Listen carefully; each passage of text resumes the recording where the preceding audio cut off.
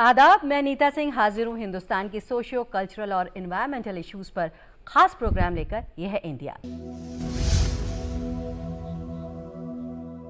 हमारे आज के प्रोग्राम में बात करेंगे भारत में 14,500 औरतों को बाख्तियार बनाने वाली नमो ड्रोन दीदी स्कीम की। जी हाँ, हाल ही में department of agriculture and farmers welfare ने नमो ड्रोन दीदी स्कीम का ऐलान किया है, जिसका मकसद एग्रीकल्चरल सर्विसेज के लिए ड्रोन टेक्नोलॉजी के जरिए दीनदयाल उपाध्याय अंत्योदय योजना और नेशनल रूरल लाइवलीहुड मिशन के तहत औरतों के 14,500 सेल्फ हेल्प ग्रुप्स को एम्पावर करना है।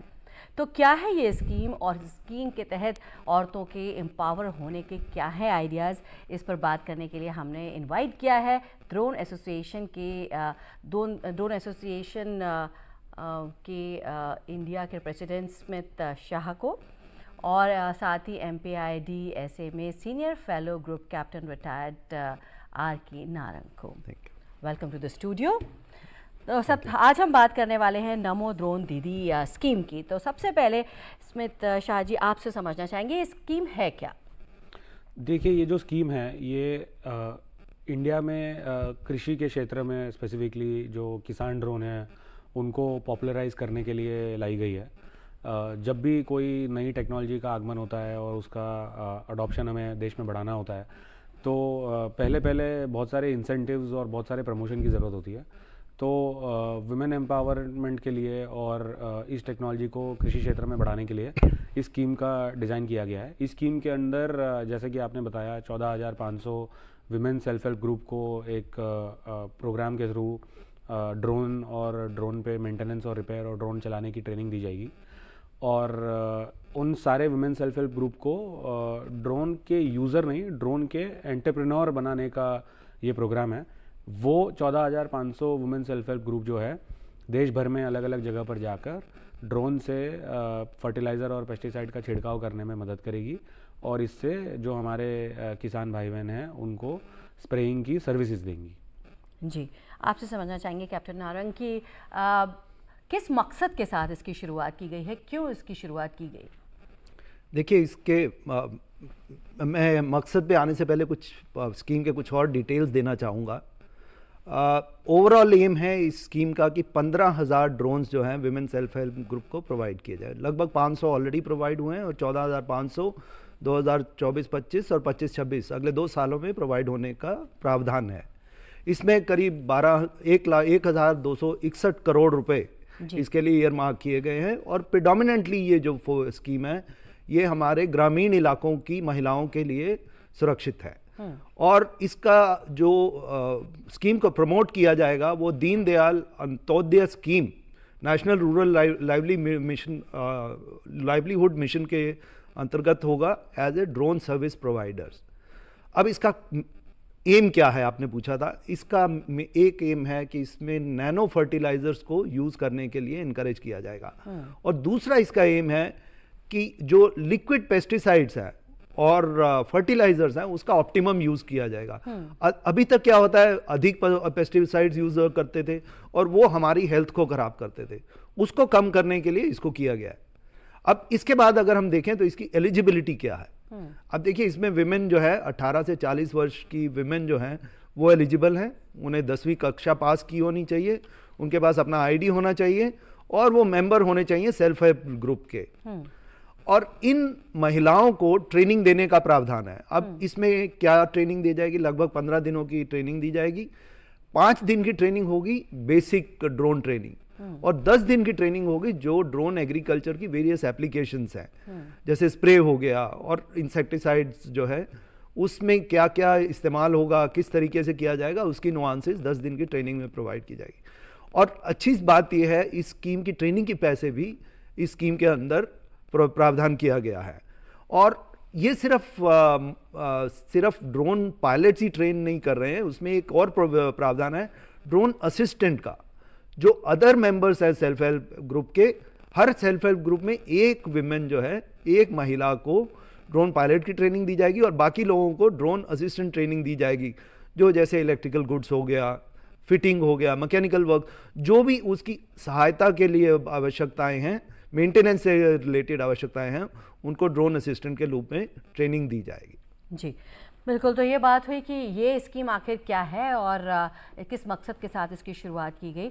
आप जानते हैं स्मिथ शाह जी से हमारे साथ मौजूद है, ये बताइए कि क्या बेनिफिट्स इसके हैं। एक तो ये है कि एम्पावर करने के लिए महिलाओं को रूरल एरियाज़ में ये शुरुआत की गई है, और क्या इसके फ़ायदे देखने को मिलेंगे। एग्रीकल्चर ड्रोन की ही मैं अगर बात करूँ तो इस टेक्नोलॉजी के अपने ही काफ़ी फ़ायदे हैं। और मैं एक उदाहरण के तौर पे 1 एकड़ की बात करूँगा तो 1 एकड़ में एग्रीकल्चर स्प्रेइंग ड्रोन करने के लिए पहले तो जो लेबर पे डिपेंडेंसी होती थी, अब पेस्टिसाइड स्प्रेइंग की अगर हम बात करें तो ये एक ऐसा काम है जो कोई अपने खुद के चॉइस से या मन से नहीं करता है, ये अपनी मजबूरियों की वजह से करता है। कौन चाहेगा कि वो पेस्टिसाइड स्प्रेइंग में एक जहरीले केमिकल के साथ हैंडल करे उसको और उसकी सारे भाप सूंघे और उसकी वजह से उनको अलग अलग, हमने देखा ही है देश भर में पेस्टिसाइड स्प्रेइंग से एक्सपोजर होने से कितने लोगों को हेल्थ के नुकसान हो रहे हैं और लॉस हो रहा है हेल्थ का। तो ड्रोन के रिप्लेसमेंट से क्या होता है कि जब अब ड्रोन पेस्टिसाइड और फर्टिलाइजर का छिड़काव करेगा तो जो ड्रोन पायलट है, इस केस में जो विमेन सेल्फ हेल्प ग्रुप की महिलाएं हैं, वो तो ड्रोन से 100-150 मीटर दूर होगी। तो अपने आप ही वो जो एक्सपोजर है पेस्टिसाइड का या फर्टिलाइजर का वो सारा खत्म हो जाता है। दूसरी बात है कि इसके पहले जब हमको 1 एकड़ पे स्प्रेइंग करना था तो कौन सा पेस्टिसाइड या कौन सा फर्टिलाइजर आप लिक्विड यूज कर रहे हैं उस पर डिपेंड करेगा, बट तकरीबन 180 से 200 लीटर पानी चाहिए होता है, बहुत सारा पानी चाहिए होता है। तो ड्रोन से तकरीबन ये पूरा का पूरा काम जो है ये 20 से 22 लीटर पानी में ख़त्म हो जाता है। तो 90 to 95% वाटर सेविंग है। ये एक बहुत बड़ी बात है, क्योंकि खेत में अलग अलग जगह पे जाके आपको कम पानी लेके जाना है, सीधा एक टेक्नोलॉजी वाला सोल्यूशन करना है। और इसके 2-3 फ़ायदे ये है कि जब ड्रोन से स्प्रेइंग होती है तो अब क्योंकि एक मशीन इन्वॉल्व है और एक आदमी का मैनुअल एफर्ट नहीं है ये, तो मशीन इवनली स्प्रे करती है पूरे के पूरे खेत में। और इवन स्प्रे करने के बाद में वो स्प्रे भी इस तरीके से करती है कि जब स्प्रे होता है तो ड्रोन जब उड़ता है उसका जो एक एयर का इफेक्ट होता है उसकी वजह से ही जो क्रॉप होता है हमारा, जो फसल होती है उसके ऊपर और नीचे लीफ के दोनों बाजू स्प्रे का असर होता है जी। तो ऐसे बहुत सारे फ़ायदे हैं जिसमें जान की जो हानि हो रही थी वो बच रही है एक्सपोजर से, टाइम बच रहा है, पानी की बचत हो रही है, पेस्टिसाइड का जो ओवर यूज़ था वो बच रहा है। और मोस्ट इम्पॉर्टेंटली कि जो हमारे किसान भाई बहन हैं उनको ये टेक्नोलॉजी का यूज़ करने के लिए इसको खरीदने की ज़रूरत नहीं है। ये नमो ड्रोन दीदी प्रोग्राम के अंदर उन लोगों के लिए एक सर्विस के द्वारा उपलब्ध किया जाएगा। तो बस मात्र 300 से 500 रुपये देकर 1 एकड़ में जो टिपिकली भी लेबर को स्प्रेइंग के लिए चार्जेस दिया जाता है, एकदम समान या ऊपर नीचे के कॉस्ट में ये मॉडर्न टेक्नोलॉजी प्रिसीजन स्प्रेइंग के लिए उपलब्ध कराई जा रही है। तो सबसे बड़ा इसका फ़ायदा ये है। जी बिल्कुल स्मिथ शाह जी, आपने बताया कि ना सिर्फ एम्पावरमेंट ऑफ वुमेन का इसमें ध्यान रखा गया है बल्कि मॉडर्नाइजेशन ऑफ एग्रीकल्चर भी इसमें देखने को मिलेगा। साथ ही कैप्टन नारंग, अगर आप जैसे कि कह रहे थे कि ट्रेनिंग दी जाएगी महिलाओं को, कहीं ना कहीं एक डिजिटल लिटरेसी टेक्नोलॉजी गाँव देहात तक पहुँचेगी। इसमें मैं आपको एक प्रधानमंत्री श्री नरेंद्र मोदी जी ने 8 मार्च 2024 को एक बात कही थी नमो ड्रोन दीदी के बारे में। उन्होंने कहा नमो ड्रोन दीदी जो है चैंपियंस ऑफ इनोवेशन, सूटेबिलिटी और सेल्फ रिलायंस है। तो अभी मेरे पैनलिस्ट स्मिथ शाह जी ने बताया कि कैसे ये सूटेबल है, कैसे ये हमारी हेल्थ को प्रोटेक्ट करती है। उसमें और भी कुछ नई जो चीज़ें बात हुई हैं, गवर्नमेंट ने बहुत सारी चीज़ें उसमें सपोर्ट प्रोवाइड किया है। देखिए, up to 80% of subsidy of drone cost amounting to a total of 8 lakh, मतलब 8 लाख रुपए तक गवर्नमेंट आपको देगी फ्री। उसके अलावा जो एक्स्ट्रा मनी होगी वो 3% इंटरेस्ट रेट पे आपको ड्रोन पे दी जाएगी जी। वो दी जाएगी under national agriculture infrastructure financing scheme two cluster level federations और सेल्फ हेल्प ग्रुप्स जी। स्कीम जो है ये बहुत ही सोच और समझ के बनाई हुई स्कीम है। इसमें सिर्फ ड्रोन ही नहीं, लोगों ने जो ड्रोन हमारे प्लानर्स हैं उन्होंने ये भी ध्यान रखा कि ड्रोन के साथ जो है उसका जो इक्विपमेंट चाहिए वो भी इसमें कवर्ड होगा जी। साथ साथ जो उसकी वारंटी है और मेंटेनेंस सपोर्ट है। तो एक बहुत ही सोची समझी हुई ये स्कीम है जी। अब उसमें जो हम जो प्रोग्राम से पहले डिस्कस कर रहे थे कि इसे इम्प्लीमेंट कौन करेगा। लीड फर्टिलाइजर कंपनीज जो रिस्पॉन्सिबल है पर्टिकुलर स्टेट के लिए, वो इनकी इम्प्लीमेंटेशन एजेंसी होगी स्टेट लेवल पे। वो लोग कोऑर्डिनेट करेंगे स्टेट डिपार्टमेंट से, ड्रोन मैन्युफैक्चरर से, फार्मर्स से, सेल्फ हेल्प ग्रुप से। So they are the lead people who will मतलब जो इम्प्लीमेंटेशन के लिए रिस्पॉन्सिबल होंगे। लेकिन इसकी ओनरशिप देखिए, लीड एजेंसी इम्प्लीमेंट कर सकती है, आपको गवर्नमेंट में एक एजेंसी चाहिए जो उसकी ओनरशिप ले। तो ये जो ओनरशिप है ये state department of agriculture and state mission directorates of DAY NRLM, जिसका मतलब है कि हम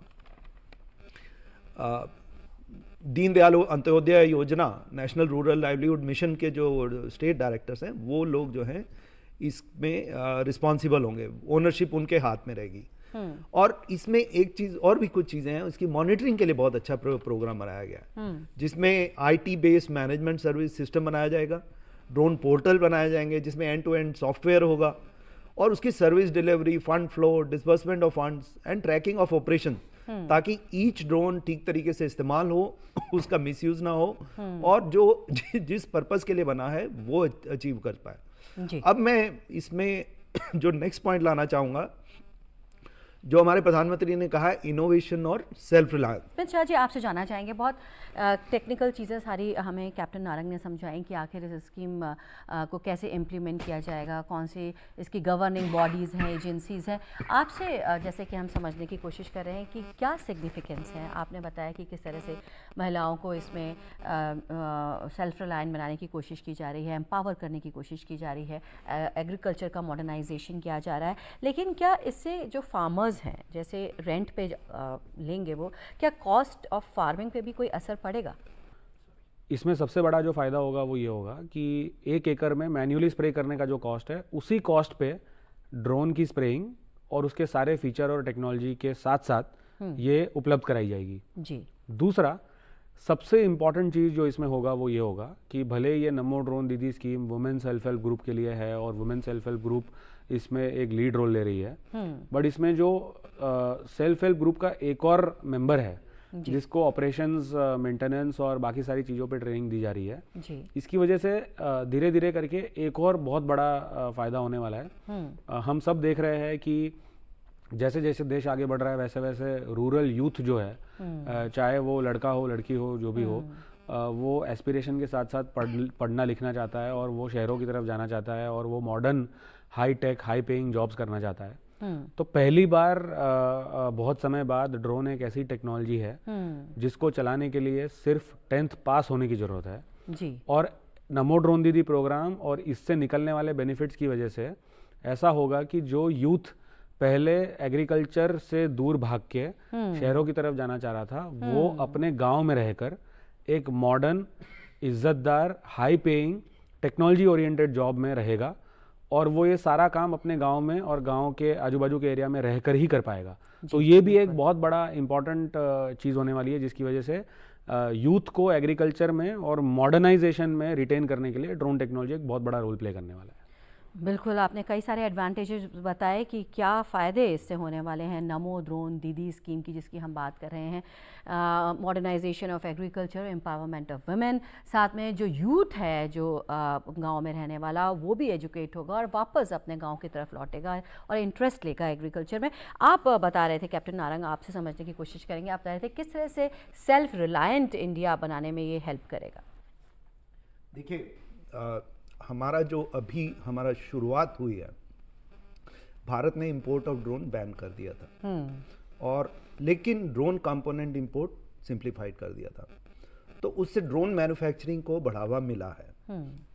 साथ में भारत ने प्रोडक्शन लिंक्ड इंसेंटिव स्कीम शुरू की थी, तो प्रोडक्शन को भी बढ़ावा मिला है। लेकिन इसमें अब हमने रियलाइज़ किया कि प्रोडक्शन तो बढ़ गया है, अभी हमारी डिपेंडेंस का क्रिटिकल कंपोनेंट्स पे इंपोर्ट पे है। तो अब हमें ध्यान रखना पड़ेगा कि कैसे हम धीरे धीरे अपने इस प्रोग्राम को आत्मनिर्भरता की तरफ लेके जाएं। उसके लिए हमें आवश्यकता है कि हमें कुछ ऐसे इंसेंटिव दिए जाएं प्रिक्योरमेंट में। प्रिक्योरमेंट के अलावा हमें जो डिज़ाइन लिंक इंसेंटिव स्कीम है, इस तरह के इंसेंटिव ला के हमें भारत को आत्मनिर्भरता की तरफ लेके जाना है। सिमिलरली हमारे यहाँ पर एक ई गवर्नेंस मॉडल है, ई GeM, government e market place जिसे कहते हैं, उन सब में भी भारतीय ड्रोन जो बने हो, भारतीय डिज़ाइन ड्रोन बने हो, उसको प्रिक्योरमेंट का प्रोविज़न करना पड़ेगा। इससे हमें लगता है कि एम्पावरमेंट ऑफ वुमेन के साथ साथ हमारी एग्रीकल्चर एफिशिएंसी के साथ साथ और स्किल डेवलपमेंट के साथ साथ भारत की आत्मनिर्भरता जर्नी भी आगे बढ़ेगी। एक एडिशनल पॉइंट जो मैं बताना चाहूँगा स्कीम से रिलेटेड है, ये एस्टिमेट किया गया कि लगभग 1 लाख पर ईयर जो है इनकम बढ़ने का संभावना है। और इस इनकम से और जॉब तो जैसे मेरे पैनलिस्ट ने बात की है स्मिथ ने कि किस तरह से ये करेगा, ये एडिशनल इनकम जो है विमेन को मोर एम्पावर्ड बनाएगी और मोर कॉन्फिडेंट बनाएगी। यूज़ ऑफ टेक्नोलॉजी से ये हमारे जो प्रोलिफरेशन ऑफ ड्रोन टेक्नोलॉजी है और मेरे हिसाब से जो इनोवेशन है, जो एक यूज़र इनोवेशन कहते हैं, अप्लाइड इनोवेशन कहते हैं, उसमें एक बढ़ावा देने की संभावना है। नमो ड्रोन दीदी स्कीम की हम बात कर रहे हैं, इसमें क्या क्या बेनिफिट्स हैं, क्या क्या फ़ायदे होने वाले हैं, इस पर हम डिस्कशन कर रहे हैं। स्मिथ शाह जी, आपसे समझना चाहेंगे कि और भी कई सारे गवर्नमेंट ने इनिशिएटिव्स चला रखे हैं एग्रीकल्चर से रिलेटेड, ड्रोन से रिलेटेड, फार्मर ड्रोन है, साथ ही NRLM है, तो वो उससे भी क्या इसको कहीं ना कहीं फ़ायदा होगा?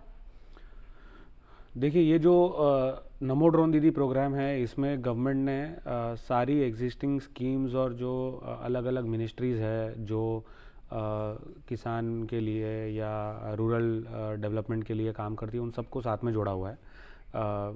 4 मिनिस्ट्री है जो इसमें साथ में आकर इस स्कीम का पूरा इम्प्लीमेंटेशन और मॉनिटरिंग कर रही है, और वो है ministry of agriculture and farmers welfare, जो बेसिकली इस स्कीम की ओरिजिनेटर और फंक्शनिंग का पूरा देख रही है। टेक्निकल स्पेसिफिकेशंस ड्रोन के हो गए या बाकी सारी चीज़ें जो है, और इन्होंने बहुत सारी कमेटियाँ भी बनाई है एक्सपर्ट्स के साथ। दूसरा है मिनिस्ट्री ऑफ फर्टिलाइज़र, जिसके अंडर ये सारी लीड फर्टिलाइज़र कंपनीज आती है। ये वो फर्टिलाइज़र कंपनीज है जिनको रूरल रीजन में फर्टिलाइज़र प्रमोशन करने का प्रॉपर एक्सपीरियंस है, और वो इस पूरे प्रोग्राम को प्रमोट करने के लिए जो पूरा काम करना है और जो ग्राउंड लेवल पे मैन पावर की रीच चाहिए, वो सब इनके पास ऑलरेडी अवेलेबल है इंस्टीट्यूशनल तरीके से। इसलिए ministry of fertiliser through lead fertiliser companies involve है। रूरल डेवलपमेंट मिनिस्ट्री इन्वॉल्व है, क्योंकि जो आपने NRLM स्कीम के बारे में मैं बताया है, वही स्कीम जो है वो रूरल डेवलपमेंट मिनिस्ट्री देखती है। और women and child development ministry भी है, जिसके under basically because NaMo drone दीदी प्रोग्राम है तो इसमें वुमेन इन्वॉल्व है, तो उनका भी प्रॉपर एक इम्पॉर्टेंट एक कंट्रीब्यूशन है। मैंने जैसे पहले भी बताया, इस स्कीम से सबसे बड़ा फ़ायदा जो होने वाला है वो सिर्फ ड्रोन का नहीं, बट ड्रोन को कृषि के क्षेत्र में लेके जाने का, इंडियन ड्रोन्स को कृषि के क्षेत्र में लेके जाने का, वुमेन को एम्पावर करने का, और उनको और भी एक अपॉर्चुनिटी देने का जिसमें वो एक नया बिजनेस कर सके। और बिजनेस ये वो खुद के लिए नहीं, वो अपने ही किसान भाई बहनों को सर्विसेज देने के लिए कर सके उसका। और जो यूथ को रूरल इंडिया में रिटेन करने का पूरा हमारा मिशन है कि रूरल इंडिया में ही हम उस एरिया को मॉडर्नाइज करके वहाँ पे अच्छे जॉब्स क्रिएट कर सके, और वहाँ के यूथ को पढ़ने के बाद में वहीं अपॉर्चुनिटीज़ दे सके, ताकि वो उनको माइग्रेट करने की ज़रूरत ही ना पड़े। और ये सारा जो पूरा कॉम्बिनेशन है और जो विजन है एक विकसित भारत बनने का, उसकी तरफ ओवरऑल कंट्रीब्यूट करने वाला है। और ये मैं कहूँगा कि काफ़ी सालों बाद एक ऐसा प्रोग्राम है जिसमें ये रूरल डेवलपमेंट, टेक्नोलॉजी और एग्रीकल्चर पूरा एक कॉम्बिनेशन बना के देश में बहुत सारे किसान भाई बहनों को फ़ायदा कराने वाला है। जी, तो आपने बताया किस तरह का इम्पैक्ट इसका ऑल ओवर होने वाला है, आपने बताया। आपसे कैप्टन नारंग समझना चाहेंगे, कितना बड़ा स्टेप आप इसको मानते हैं, कितना बड़ा कदम है ये? देखिए, मैं ये बताना चाहूँगा कि सिर्फ सेंट्रल गवर्नमेंट नहीं, स्टेट गवर्नमेंट भी आगे आ रही है। वो अपनी एक पॉलिसीज़ बना रही हैं, जिसमें नमो ड्रोन दीदी को वो अपने लेवल पे इनकरेज कर रही हैं। स्टेट लेवल पे हरियाणा के पास एक ऐसी स्कीम आई है, सिमिलरली महाराष्ट्र ऐसे कर रहा है। तो कई स्टेट लेवलों स्टेट गवर्नमेंट ने इसकी सिग्निफिकेंस को समझा है और इसको इनकरेज करने के लिए वो आगे सेल्फ हेल्प ग्रुप्स को ला रहे हैं। लेकिन इसमें मैं ये भी बताना चाहूँगा कि सक्सेस इस स्कीम की निर्भर करती है कि ठीक डिस्ट्रिक्ट्स में इसका यूज़ हो। देखिए, इसका पर्पस है कि इसको सेल्फ सस्टेनिंग बनाना। उसके लिए अगर बिजनेस तब आएगा अगर उस पर्टिकुलर एरिया जहाँ पर ये ड्रोन डिस्ट्रीब्यूट हो रहे हैं और जहाँ लोग ट्रेन हो रहे हैं, वहाँ पर एग्रीकल्चर कम्युनिटी और फार्मर उसको अच्छे से इस्तेमाल करें। तो बहुत ज़्यादा रिस्पॉन्सिबिलिटी स्टेट गवर्नमेंट की भी रहेगी कि वो इस स्कीम को सक्सेसफुल बनाने के लिए अपना पूरा सहयोग दें, अपने जो लोकल ऑफिसर्स हैं उसको ठीक से इन्वॉल्व करें, जो उनकी स्टेट गवर्नमेंट की बॉडीज़ हैं जो इसको इम्प्लीमेंट करने के लिए है, वो ठीक जगहों को सेलेक्ट करके ठीक मेंटेनेंस प्रोसीजर्स बनाएं और उसका ऑप्टिमम यूटिलाइजेशन ड्रोन करें। जैसे ट्रेनिंग पे बहुत अच्छा ध्यान देना पड़ेगा और maintenance support, because maintenance support के बिना अगर ड्रोन की अवेलेबिलिटी कम हो गई तो वो भी निर्भर करेगा। और एक जो ऑफ शूट मैं कहना चाहूँगा जो इसका इनडायरेक्ट इम्पैक्ट है, हमारे भारतीय ड्रोन मैन्युफैक्चरर्स में कुछ लोग एक एक्सपेरिमेंट कर रहे हैं, उसको एफिशिएंट टेक्नोलॉजीज बना रहे हैं। तो अगर हमने उसको इंसेंटिवाइज किया, अपने इंडिजिनस डिज़ाइन को इंटेंसिफाई किया, तो हमारी टेक्नोलॉजी आगे बढ़ सकती है जिसमें इसका एक्सपोर्ट किया जा सकता है जी। तो दूसरे जो हमारे कई देश हैं जिनसे हमारे अच्छे रिलेशंस हैं, उनको हम ये टेक्नोलॉजी ऑफर करके, जैसे हमारे लेटर ऑफ क्रेडिट है, ऐसे बहुत सारी स्कीम्स हैं इंटरनेशनल रिलेशंस में। हमारे साउथ एशिया में हमारा बहुत फोकस है। सिमिलरली सेंट्रल एशिया में हमने कनेक्ट सेंट्रल एशिया जो हमने स्कीम लॉन्च की है। तो ऐसी से सब स्कीम के साथ हम अपने इंटरनेशनल पार्टनरशिप करके अपने दोस्त मित्रों के देशों के साथ ये टेक्नोलॉजी को उन देशों में आगे बढ़ा सकते हैं और अपनी टेक्नोलॉजी को एक नए लेवल पे ले जा सकते हैं। तो हमें फोकस आत्मनिर्भरता के साथ साथ एक्सपोर्ट की तरफ भी ध्यान देना पड़ेगा और इनोवेशन और इंडिजिनस डिज़ाइन पे अधिक ध्यान देना पड़ेगा। बिल्कुल। ड्रोन टेक्नोलॉजी की हम बात कर रहे हैं स्मित शाह जी। ड्रोन टेक्नोलॉजी की बात करें, मैन्युफैक्चरिंग की बात करें तो इंडिया में फ़िलहाल क्या स्थिति है, क्या स्टेटस है? देखिए, इंडिया में अभी ड्रोन मैन्युफैक्चरिंग की अगर हम बात करें तो 400 से ज़्यादा कंपनीज़ है जो अलग अलग ड्रोन मैन्युफैक्चरिंग और डिज़ाइन डेवलपमेंट में काम कर रही है। ये 400 कंपनीज जो है इसमें अलग अलग स्पेशलाइजेशंस है। कुछ कंपनियां हैं जो डिफेंस पे फोकस्ड है, कुछ कंपनियां हैं जो सर्वे मैपिंग और एंटरप्राइज एप्लीकेशंस पे फोकस्ड है, और कुछ कंपनियां जो है वो कृषि के क्षेत्र में जो स्प्रेइंग ड्रोन चाहिए या क्रॉप हेल्थ मॉनिटरिंग का ड्रोन चाहिए उसके मैन्युफैक्चरिंग में लगी हुई है जी। और अगर मैं इसमें इंडिजिनाइजेशन की या आत्मनिर्भरता जो टेक्नोलॉजी के लिए है उसके बारे में बात करूं तो अप्रॉक्सीमेटली जो कंपनीज पहले से इस काम में है और जो हाईएस्ट लेवल ऑफ इंडिजिनाइजेशन में है, मैं कहूँगा 20 से 30% कंपनीज जो है वो ऑलरेडी 70 से 80% इंडिजिनाइजेशन में है और अगले 30% कंपनी जो होंगे वो अप्रॉक्सीमेटली 60 से 70% इंडिजिनाइजेशन पे होंगे, और बाकी बची हुई जो कंपनीज है वो भी पीछे नहीं है, वो 40 से 50% इंडिजिनाइजेशन के आसपास है अभी। नमो ड्रोन दीदी स्कीम और ऐसे बहुत सारे प्रोग्राम्स आने की वजह से डिमांड तो बढ़ ही रही है जी।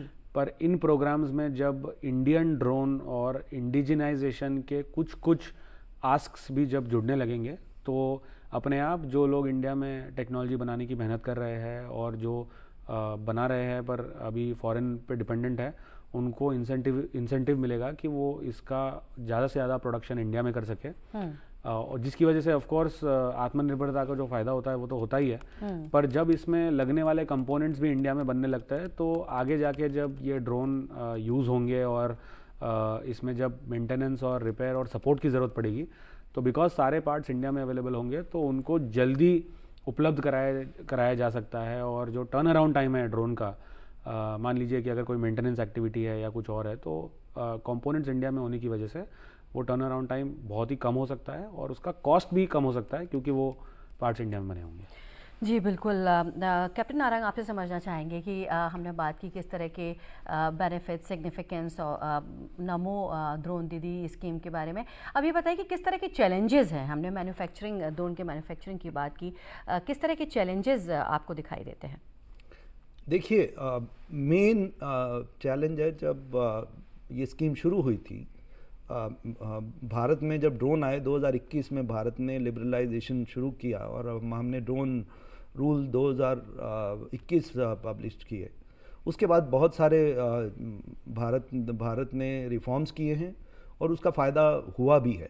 लेकिन एक जो चैलेंज हमें लग रहा है कि हमारी जो क्रिटिकल कंपोनेंट डिपेंडेंसी है वो एक थोड़ा कम करने की आवश्यकता है। और वो तब संभव है जब हम ड्रोन, अभी हम क्या करते हैं, डीजीसीए जो है QCI के माध्यम से ड्रोन को सर्टिफाई करता है, लेकिन ड्रोन कंपोनेंट को सर्टिफाई नहीं करता। अगर हम वो कंपोनेंट को सर्टिफाई कर देंगे तो लोगों को पता चल जाएगा कि ये ड्रोन भारत में बना हुआ है। सिमिलरली जब हम प्रिक्योर करने जाते हैं, स्टेट गवर्नमेंट प्रिक्योर करती हैं या हमारा एग्रीकल्चर के लिए, देखिए एक डिफेंस मिनिस्ट्री एक है, टोटल 54 मिनिस्ट्री हैं। अगर 54 मिनिस्ट्री भारतीय ड्रोन, भारतीय डिज़ाइन ड्रोन, भारतीय कंपोनेंट के साथ ड्रोन की डिमांड करने लगेंगी तो ये जो डिमांड है बहुत आगे बढ़ जाएगी। और आपको ये भी याद रखना पड़ेगा कि ड्रोन सिर्फ एग्रीकल्चर और डिफेंस में नहीं, आजकल सर्वेज में यूज़ कर रहे हैं, स्वामित्व स्कीम में बहुत यूज़ कर रहे हैं। तो एक भारतीय ड्रोन साइबर फिजिकल स्टैक, जैसे आजकल जिसमें साइबर वल्नरेबिलिटी एक मेजर इशू बन गया है, तो जो साइबर और फिजिकल जो इलेक्ट्रॉनिक कंपोनेंट्स हैं वो अगर हम भारत में उस पर भी ध्यान देंगे, उसमें सर्टिफिकेशन अपना इंडियन कंपोनेंट्स पे देंगे, तो मुझे लगता है कि तब हम आगे बढ़ पाएंगे। और एक और इशू जो मैं जानना चाहूँगा वो है अनमैन्ड ट्रैफिक मैनेजमेंट सिस्टम। देखिए अभी ड्रोन का प्रोलिफरेशन बढ़ रहा है, अभी समय है हमारे पास, लेकिन हमें जल्दी से जल्दी अनमैन्ड ट्रैफिक मैनेजमेंट सिस्टम, ताकि ऑटोमेटेड ऑपरेशन ऑफ ड्रोन ज़्यादा बढ़ावा दिया जा सके, ऐसी टेक्नोलॉजीज़ को हम अडॉप्ट कर पाएँ। तो इसमें मिनिस्ट्री को इनिशिएटिव लेके ऐसा सिस्टम को वैलिडेट करके इंडक्ट करने से भारत का जो ड्रोन प्रोलिफरेशन है ज़्यादा स्मूथ रहेगा, ज़्यादा स्ट्रीमलाइन रहेगा। जैसे beyond visual line of site हमने ट्रायल किए थे 2021 में, तो 21 के बाद अगर अभी तक हम उसको नहीं कर पाए, बेसिकली क्योंकि हमें इस टेक्नोलॉजी अडॉप्शन को थोड़ा फास्ट करना पड़ेगा। लेकिन कैप्टन नारंग, हर किसी के हाथ में भी तो नहीं दिया जा सकता ये भी तो इसके भी तो कॉन्सिक्वेंसेस हो सकते हैं। यही कारण है कि आपके पास अनमैन्ड ट्रैफिक मैनेजमेंट सिस्टम चाहिए। तो ऐसी टेक्नोलॉजीज को वैलिडेट करके हमें भारत में जल्दी से जल्दी अडॉप्ट करने से हम हर ड्रोन को एक सही तरीके से ट्रैक कर पाएंगे। ऑलरेडी गवर्नमेंट ने बहुत सारे स्टेप किए हैं, जैसे हर ड्रोन को, जैसे आपके पास कार प्लेट का नंबर है, उसके पास एक यूनिक नंबर दिया गया है। अगर उस ड्रोन के नंबर को हम रियल टाइम ट्रैक कर पाएंगे तो हमें पता लग जाएगा कौन हमारा है और कौन जो है रोग ड्रोन है या बिना परमिशन के उड़ रहा है या जो सिक्योरिटी थ्रेट हो सकती है। तो वो सब चीज़ों के लिए हमें टेक्नोलॉजी का अडॉप्शन थोड़ा अधिक मेहनत करनी पड़ेगी, और ड्रोन कंपोनेंट सर्टिफिकेशन से जो हमारे वल्नरेबल कंपोनेंट्स है वो भी रिप्लेस कर पाएंगे। फिर हमारे ये जो कंसर्न है, आई थिंक हम इनको ज़्यादा अच्छे तरीके से संभाल पाएंगे और अधिक सिक्योरिटी और अधिक सेफ्टी के साथ हम भारतीय ड्रोन स्पेस को बना पाएंगे। और भारतीय drone and drone component standard हमें बनाने पड़ेंगे ताकि हम अपने देख पाएँ कि ये जो ड्रोन है, ये जो ड्रोन कंपोनेंट है हमारे स्टैंडर्ड्स के हिसाब से बना है, ये सेफ है, ये सिक्योर है, ये आम आदमी के लिए खतरा नहीं है। और ये स्टैंडर्ड अब क्योंकि ये इवॉल्विंग फील्ड है तो प्रोएक्टिव हमें टेक्नोलॉजी वैलिडेशन ट्रायल करने पड़ेंगे। तो संभावनाएं बहुत है, हमारे इनोवेटर्स में बहुत कैपेबिलिटी है, लेकिन उनको हार्नेस करने के लिए, उनको अपने देश में अधिक से अधिक अपॉर्चुनिटी देने के लिए हमें अपना इसका ड्रोन टेक्नोलॉजी एब्जॉर्प्शन, आत्मनिर्भरता पे अधिक ध्यान देना पड़ेगा। बिल्कुल, आपने कहा कि डेवलपिंग टेक्नोलॉजी है, नई टेक्नोलॉजी है, तो संभावनाएं बहुत है लेकिन चैलेंजेस भी हैं साथ में। ड्रोन एसोसिएशन के प्रेसिडेंट हैं आप, स्मित शाह जी, किस तरह के चैलेंजेस आपको दिखाई देते हैं, और खासकर अगर हम बात करें नमो ड्रोन दीदी स्कीम के तहत? देखिए, नमो ड्रोन दीदी स्कीम के तहत जो चैलेंजेस की अगर हम बात करेंगे तो मुझे लगता है कि इसका जो डिप्लॉयमेंट है अलग अलग देश के रीजन्स में, वो एक चैलेंज होगा कि ऐसा ना हो कि ड्रोन को कोई ऐसी जगह पे डिप्लॉय किया जाए जहां उससे पैसे कमाने की अपॉर्चुनिटी कम हो, क्योंकि हमें ये भी मैप करने की ज़रूरत है कि जहां ड्रोन डिप्लॉय हो रहा है, जो वुमेन सेल्फ हेल्प ग्रुप के पास ये ड्रोन जा रहा है, वहाँ एग्रीकल्चर का इनफ बेस है और वहाँ पे इनफ स्प्रेइंग की अपॉर्चुनिटी है, जो एक्चुअली बिजनेस है, जिसकी वजह से दीदी जो है वो उसमें सर्विसेज या सुविधाएं देने वाली है। ये पहला चैलेंज है। दूसरा चैलेंज मुझे लगता है कि एक बहुत इम्पॉर्टेंट चीज़ है ट्रेनिंग कि वैसे तो ड्रोन का सर्टिफिकेशन होता है DGCA द्वारा, उसमें सारे सेफ्टी और सिक्योरिटी के चेक होते हैं, तो ड्रोन काफ़ी ज़्यादा रिलायबल होता है और काफ़ी सारे उसमें फीचर होता है, पर फिर भी एक टेक्नोलॉजी को ऑप्टिमम तरीके से यूज़ करना, ये जब तक ट्रेनिंग पे बहुत ज़्यादा फोकस नहीं किया जाएगा, तो ट्रेनिंग सबसे इम्पॉर्टेंट होगा कि कहाँ ड्रोन डिप्लॉय किया जा रहा है, उसके बाद में कौन उसको यूज़ कर रहा है और क्या वो अच्छे से ट्रेंड है नहीं है, ये मोस्ट इंपॉर्टेंट होगा। तीसरी चीज़, ऑफ कोर्स ये एक टेक्नोलॉजी है और टेक्नोलॉजी के यूज़ के वक्त उसमें कुछ ना कुछ मेंटेनेंस और रिपेयर की रिक्वायरमेंट्स आती है जी। तो मैन्युफैक्चरर्स का मेंटेनेंस और रिपेयर की क्या अवेलेबिलिटी है, कहाँ पे उनके सर्विस सेंटर्स है, कैसे उन्होंने सर्विस नेटवर्क बनाया हुआ है, ये भी एक तीसरा बड़ा चैलेंज होगा। मैं कहूँगा ये चैलेंज एक पॉजिटिव चैलेंज है कि इससे अलग अलग मैन्युफैक्चरर की देश भर में छाप बनेगी और सर्विस सेंटर बनेंगे, सर्विस नेटवर्क बनेगा, जो सिर्फ नमो ड्रोन दीदी प्रोग्राम की वजह से शुरू होगा एक बड़े पैमाने में, पर वो बाकी सारे ड्रोन जो नमो ड्रोन दीदी के बाहर भी खरीदे जाएंगे और डिप्लॉय होंगे उनमें भी काम आएगा। तो ये 3 मेजर चीज़ें मुझे लगती है जो हमें करने की ज़रूरत है। और ऑफ कोर्स इसके ऊपर सरकार ने ऑलरेडी बहुत सारा गवर्नेंस और मॉनिटरिंग का मैकेनिज्म बनाया हुआ है। तो वो गवर्नेंस और मॉनिटरिंग का मैकेनिज्म जो है, जिसके तहत जब ये ड्रोन डिप्लॉय होंगे तो वो कहाँ यूज़ हो रहे हैं, कौन से यूज़ हो रहे हैं, कौन से नहीं हो रहे हैं, अगर कोई ड्रोन यूज़ नहीं हो रहे तो उसमें क्या चैलेंजेस है, इस पे जो कंटिन्यूस फीडबैक लेकर कंटिन्यूस इंप्रूवमेंट करने की ज़रूरत है। मान लीजिए कि बहुत सारे लोगों को ट्रेनिंग दी गई है पर वो यूज़ नहीं कर पा रहे, क्योंकि कभी कभी ऐसा हो सकता है कि एक टेक्नोलॉजी है, हाई टेक है और उड़ता है, तो कॉन्फिडेंस की भी थोड़ी बहुत कमी हो सकती है कभी कभी। एक्सपोजर हमारा जो रूरल यूथ है और जो दीदी है उनको शायद इतना ना हो, तो उनको रीट्रेन कर सकते हैं और उनका कॉन्फिडेंस बढ़ा के उनको मोटिवेट कर सकते हैं। इसके लिए भी काफ़ी सारे स्टेप्स करने की ज़रूरत है। पर जैसे जैसे टाइम जाएगा और जैसे जैसे ड्रोन डिप्लॉय होंगे वैसे वैसे मुझे लगता है कि जो इम्प्लीमेंटेशन और मॉनिटरिंग कमेटी है और जो बाकी सारे स्टेक होल्डर्स है वो लोग अपने आप इस पे काम करने के बारे में विचार कर रहे हैं। बिल्कुल, तो चैलेंजेस तो हैं लेकिन उस पर काम किया जा रहा है, विचार किया जा रहा है। कैप्टन नारंग, हमने बात की कि क्या सिग्निफिकेंसेस हैं और कितनी ज़रूरी है इस टेक्नोलॉजी को अडेप्ट करना, लेकिन क्या कॉन्सिक्वेंसेस हो सकते हैं इसके एरियल, अगर हम नमो ड्रोन दीदी की बात करें तो एरियल स्पेस में होता है फर्टिलाइज़र्स का, कितना हज़ार्डस ये हो सकता है हेल्थ के लिए, क्या कॉन्सिक्वेंसेस हो सकते हैं? देखिए, अगर आप ड्रोन इस्तेमाल कर रहे हैं, सबसे पहले आपका पर्पज़ ही ये है कि आप जो हेल्थ हैज़ार्ड्स है उसको कम करना। लेकिन हमारे पास जो ह्यूमन पे, पहले आप देखिए लोगों को कैंसर, लंग की प्रॉब्लम्स ये सब होती थी, उसको कम करने की कोशिश की जा रही है। लेकिन अगर जैसे इशू का ऑफ ट्रेनिंग अगर ट्रेन नहीं है या ड्रोन में क्वालिटी, आई थिंक क्वालिटी एक इशू है जो हमें बहुत अधिक ध्यान देना पड़ेगा। अगर क्वालिटी पे अगर हम उस लेवल पे ले आए और नए नए डिज़ाइन और नए नए एप्लीकेशंस पे हमने ध्यान दिया, तो जो आम आदमी को उससे कुछ, मान लो कोई एक्सीडेंट का खतरा या कोई मिसयूज हो गया, कहीं लापरवाही को जो बचाना है वो है। मान लीजिए कोई बच्चा पास में है या कोई अनऑथराइज एक्साइटमेंट में पास आ जाता है। देखिए, प्रोपेलर जो उसका जो मूविंग पार्ट है वो डेंजरस है, अगर किसी ने गलती से पास चला गया और उसको इंजरी हो गई तो उस तरह की जो इंजरीज हैं उसको प्रिवेंट करना पड़ेगा।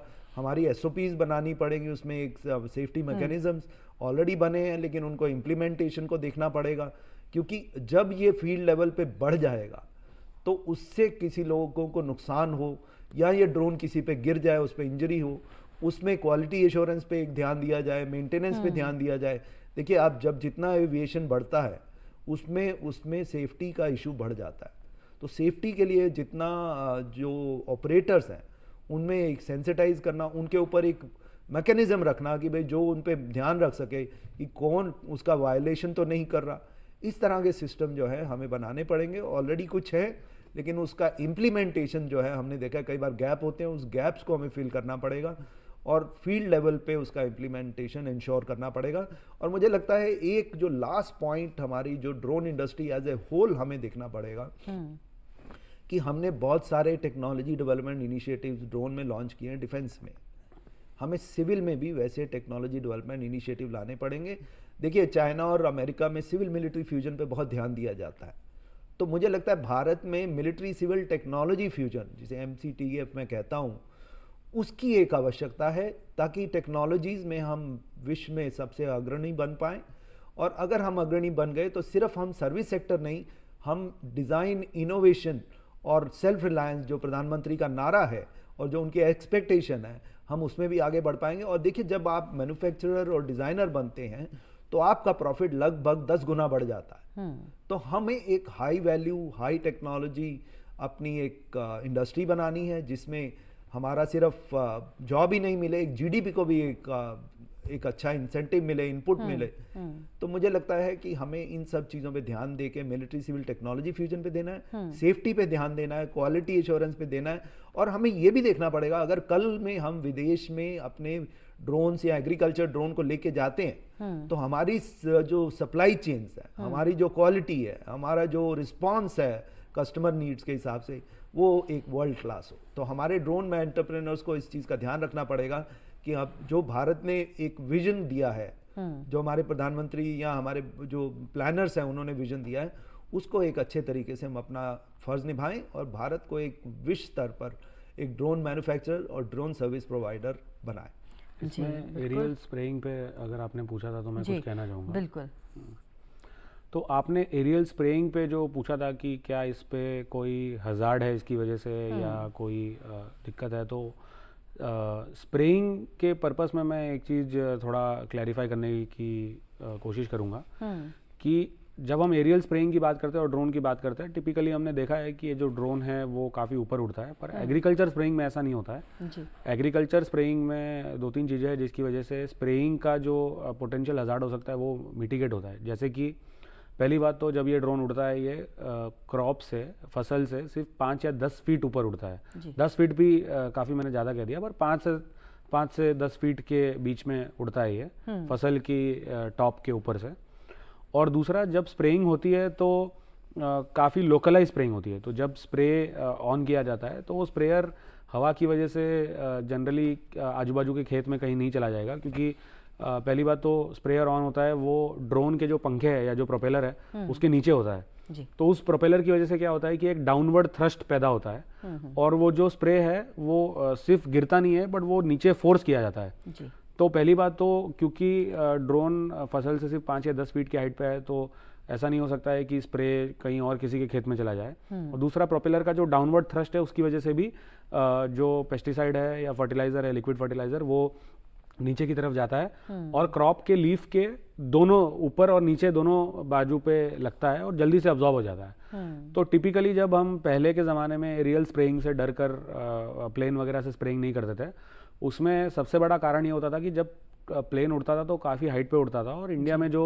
किसानों के पास खेत है वो काफ़ी छोटे होते हैं, तो ऐसा लगता था कि जब स्प्रेइंग होगी तो कहीं वो पेस्टिसाइड किसी और के खेत में तो नहीं चला जाएगा जहाँ पे वो क्रॉप शायद उड़ ही नहीं रहा है। तो वो सारी चीज़ें भी ड्रोन में नहीं आती है। और इसमें ICAR की एक बहुत बड़ी टेक्निकल कमेटी थी जिसने इस पर 2-2.5 साल रिसर्च किया है टेक्निकली, और उसके बाद ही इस टेक्नोलॉजी को और इस टेक्नोलॉजी में यूज़ होने वाले बहुत सारे केमिकल्स को और पेस्टिसाइड्स और फर्टिलाइजर्स को अप्रूव किया है जी। तो इसमें ये पूरी जांच पड़ताल होने के बाद में ये पूरा काम हुआ है, तो जिसकी वजह से एरियल स्प्रेइंग के हज़ार्ड्स जो कन्वेंशनली लोगों को लगते थे वो ड्रोन से नहीं होगा जी। बिल्कुल। स्मित शाह जी, आपने बताया कि आपसे ये भी जानना चाहेंगे कि अभी अगर हम ड्रोन इस समय इस स्कीम में बात करें तो कहाँ तक स्पेसिफिक है इसका यूसेज और आगे क्या संभावनाएं आपको दिखाई देती हैं इसमें? देखिए इस स्कीम की अगर हम बात करें तो इसके अंदर जो ड्रोन है उसका एक पर्टिकुलर स्पेसिफिकेशन है जो अभी जब इस साल का प्रोक्योरमेंट होगा तो अभी तुरंत आने वाला है कुछ हफ्तों में। तो वो एक एग्रीकल्चर स्प्रेइंग ड्रोन है, स्पेसिफिकली इस पर्पस के लिए है कि पेस्टिसाइड, फर्टिलाइज़र और बाकी सारी चीज़ों की स्प्रेइंग हो सके। उसके अंदर अलग अलग टाइप के नोजल्स हैं ताकि अलग अलग केमिकल्स, अलग अलग लिक्विड और अलग अलग क्रॉप के कॉम्बिनेशन में सेम ड्रोन को यूज़ किया जा सके। इसमें 3 से 4 सेट एक्स्ट्रा बैटरी की भी पैकेज में पार्ट है, क्योंकि हमें ये इंश्योर करना है कि एक बार जब हमारे वुमेन सेल्फ हेल्प ग्रुप के लोग बाहर निकले तो वो पूरे दिन भर का काम करें और उसके बाद में वापस आए ताकि उनका दिन प्रोडक्टिव हो। तो एक्स्ट्रा बैटरी इसलिए कैरी करने का भी प्रावधान है और साथ में इसके साथ में एक्स्ट्रा प्रोपेलर, एक्स्ट्रा एक्सेसरीज़ और एक डीजल जनरेटर सेट का भी प्रावधान है, जिसकी वजह से जो पूरा का पूरा पैकेज है वो इस तरीके से होगा कि एक वुमेन सेल्फ हेल्प ग्रुप अपना खुद का एक व्हीकल या ई रिक्शा या कुछ रेंट करके उसमें सारा सामान लोड करके वेरी इजीली अलग अलग खेतों में जाके स्प्रेइंग कर सकते हैं, और उसके बाद में शाम को जब दिन का काम खत्म हो जाए तो ये सारी चीज़ें अनलोड भी कर सकती है। तो इसमें ड्रोन के पार्ट्स, साथ में लगने वाली एक्स्ट्रा बैटरीज, एक्सेसरीज, जेनसेट और ये सब चीज़ों के बारे में एक होलिस्टिक तरीके से सोचा गया है, एक पूरी तरीके से सोचा गया है, ताकि सिर्फ एक टेक्नोलॉजी देने की बात नहीं है, पर इस टेक्नोलॉजी से जो वुमेन है उनको एंटरप्रेन्योर बनाने की बात है जी। तो इसके पहले जब भी हम स्कीम के बारे में बात करते हैं तो हम कहते हैं कि 14,500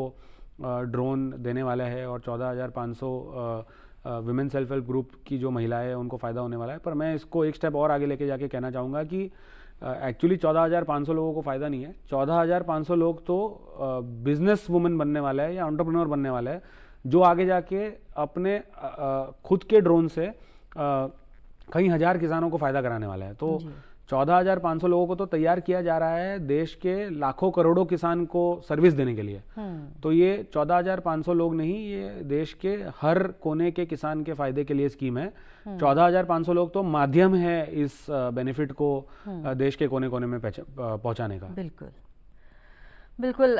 यहाँ पर आपसे कैप्टन नारंग एक कंक्लूडिंग रिमार्क चाहेंगे। हम बात कर रहे हैं नमो ड्रोन दीदी स्कीम की, इसके फीचर्स, सिग्निफिकेंस, पॉसिबिलिटीज़, एक कंक्लूडिंग रिमार्क। देखिए, भारत ने एक बहुत ही प्रोग्रेसिव स्टेप लिया है। इससे पहले मैं याद कराना चाहूँगा, भारत ने किसान ड्रोन स्कीम लॉन्च की थी, तो उसके अलावा उसकी आवश्यकता महसूस हुई कि हमें महिलाओं को सशक्त करने की आवश्यकता है। वो एक जो है किसानों को कॉम्प्लीमेंट कर सकती हैं, और वो एक आज आप देखिए हर महिला जो है पुरुष के साथ कंधे के साथ कंधा मिला के चलना चाहती है। तो उनको एक एडिशनल रिसोर्स मान के भारत में एक अपॉर्चुनिटी दी गई है। आई थिंक ये विश्व की शायद प्रथम ऐसा इनिशिएटिव होगा ड्रोन सेक्टर में जिसमें महिलाओं को एक given profile, given job directly मिल रहा है। और वो खुद ही जॉब नहीं ले रही है, उनके साथ जो असिस्टेंट है, जो उनकी टीम है, एक टीम क्रिएट कर रही है। तो जैसे स्मिथ ने बोला कि एक एंटरप्रेन्योर बन रहे हैं। जब आपको इसका एक कॉन्फिडेंस हो जाएगा, मुझे लगता है कि हमें इस स्कीम की हर नुआंस चैलेंज को ध्यान से स्टडी करना पड़ेगा। और हमारे जो इनोवेटर्स हैं, देखिए अभी आपने एक प्रश्न उठाया था कि उसको कॉस्ट इफेक्टिव कैसे बनाना है। तो हमारे जो इनोवेटर्स हैं उनको स्पेसिफिक फोकस करना पड़ेगा कि इस स्कीम को लागू करने में क्या चीज़ें और इम्प्रूव कर सकते हैं कि हम इसे विश्व पटल पे ले जाएं और अपना भारतीय जो इनोवेशन है और जो सेल्फ रिलायंस है एक एक्सपोर्ट ऑप्शन बन के हमारे पास आए, और जो हमारा किसान है उसको कम से कम कॉस्ट पे प्रोवाइड किया जाए। देखिए अभी तो हमने हेल्थ हैजार्ड की बात की, अब उस कॉस्ट को कैसे कम करना है और उसको कैसे एफिशिएंट बनाना है, कैसे हम बैटरी का यूज़ इतना कर दें कि बैटरी इतनी एफिशिएंट हो जाए कि हमारा कॉस्ट कम हो जाए, बैटरी रिप्लेसमेंट कॉस्ट कम हो जाए, क्योंकि वो एक मेजर इशू है।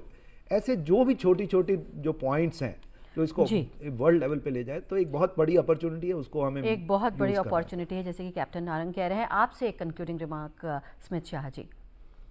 देखिए मैं नमो ड्रोन दीदी प्रोग्राम के बारे में बस यही कहना चाहूँगा कि जैसे कि मैंने पहले बताया था कि देश में 400 से ज़्यादा ड्रोन कंपनी है, स्टार्टअप्स है, जिसमें मुख्य रूप पे बहुत सारी कंपनीज है जो कृषि के क्षेत्र में किसान स्प्रेइंग ड्रोन पे काम कर रही है।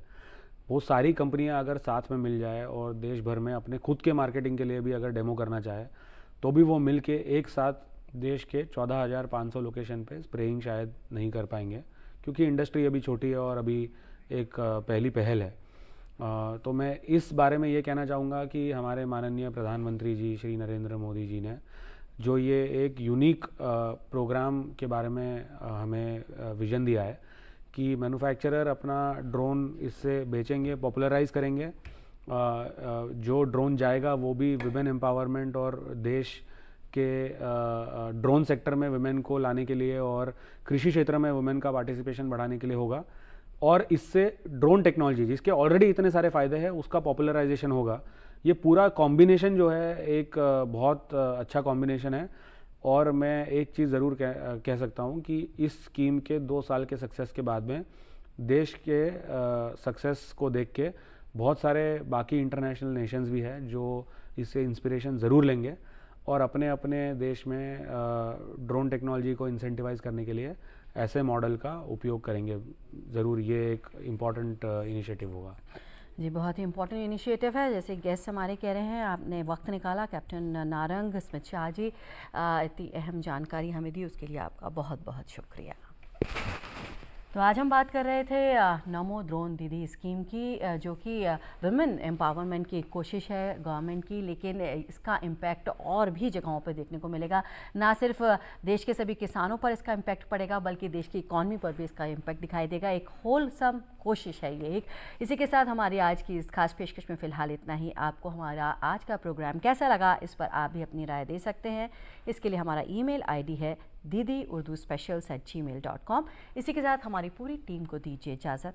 आदाब।